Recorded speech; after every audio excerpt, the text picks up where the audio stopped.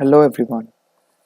In this video, we will be looking into how to actually derive the row reduced form of a given matrix. So we'll be given a matrix and then we'll be using the elementary row operations to actually derive the row reduced form of the matrix. Okay, so how do we understand the row reduced form of a given matrix? So I've written down a few things. So yeah, So in a row-reduced form of a given matrix, all zero rows must be at the bottom, which means if any row containing zeros in as all of its elements will be placed at the bottom of the matrix. Second point, leading non-zero entry in each row must be on the right of the leading non-zero entry of all the above rows, which means leading non-zero entry is basically a number other than zero in any row, the first number other than zero, and that should be on the right of any other leading non-zero entry of the previous rows. We'll be looking at some examples and then we'll be knowing each of it in detail. And the third point is that entries below leading non-zero entries must be zero. Yeah, it will be more clear to you when I actually give you the example. So A equals, let's say 1, 2, 3, and 0, negative 1, 3, 0, 0, 0. So yeah, this is actually a row reduced form of a matrix. So here, if you can see by the given details, all zero rows must be at the bottom, which means this whole row containing all of its elements as zero is placed at the bottom, and the leading non-zero entry in each row must be on the right of the leading non-zero entry of all of the above rows. So if you see the second row, the leading non-zero entry is -1, and this is on the right of the leading non-zero entry of the first row. So that the second point is also valid. And entries below the leading non-zero entries must be zero, which means the entries below the leading non-zero entry should be zero, which means this is a leading non-zero entry, so all of the other elements in that column is zero, so that holds true. And in the second row, this is the leading non-zero entries, and all of the elements below that is also zero, so the third point is also valid. Now we'll be looking into how to actually convert a given matrix into its row reduced form. Let's say the given matrix is 3, 1, 2, 5, 1, 2, negative 1, 2, 4, 3, 1, 7. Right. So we should convert this given matrix into its row reduced form.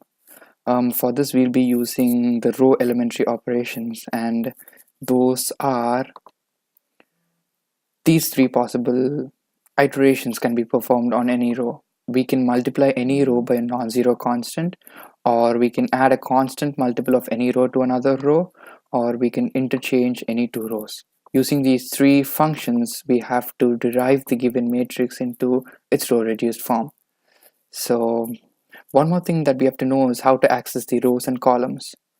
So here, this format is row comma column, which means if you want to access the second row, you put 2 comma colon. So this will give you the second row of the matrix.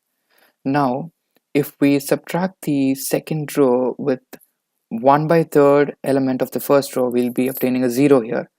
So what we actually need is that all of the elements below the non-zero entity leading term of a row should be 0, which means if this is considered as a non-zero leading entity, all the other elements below it should be 0. So we're trying to make this element 0 right now.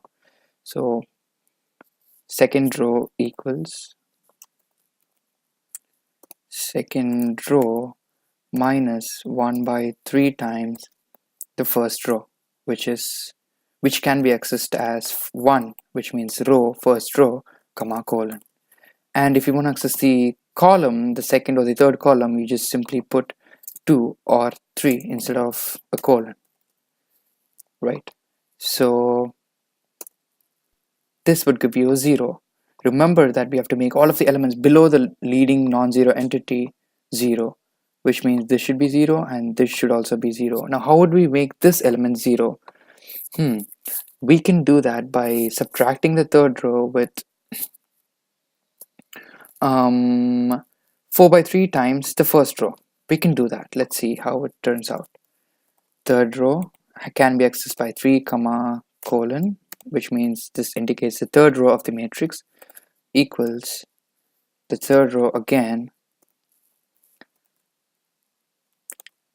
minus 4 by 3 times the first row.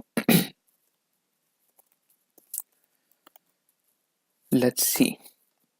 Okay, now we've got this element also as 0. And one more point that we have to note is that all um, the 0 row should be placed at the bottommost row of the matrix, which means we can make the 0 by simply subtracting the third row with the second row. And that would result in all of the 0 elements in the last row of the matrix. Okay, it'll be more clear when we actually perform the function.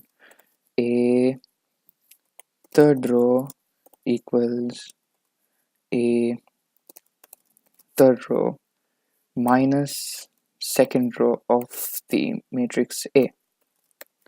Okay, this is actually giving you zeros in all of the rows. And what would we study about in the first thing? In a row reduced matrix, entries, all 0 rows must be at the bottom. So we have all the 0 rows at the bottom of the matrix. So that is cleared, and leading non-zero entity in each row must be on the right of the leading non-zero entity of all above rows. This is a leading non-zero entity, this is a leading non-zero entity. So this is on the right side of the leading non-zero entity of the previous rows. So that also holds true. And one more thing was that the entries below leading non-zero entries must be 0. So this is a leading non-zero entity, and below all of the elements below the first non-zero leading entity is 0. If you see these two elements here, this and this are 0, and this is a non-zero entity, leading entity in the second row, and all of its elements below that is also 0.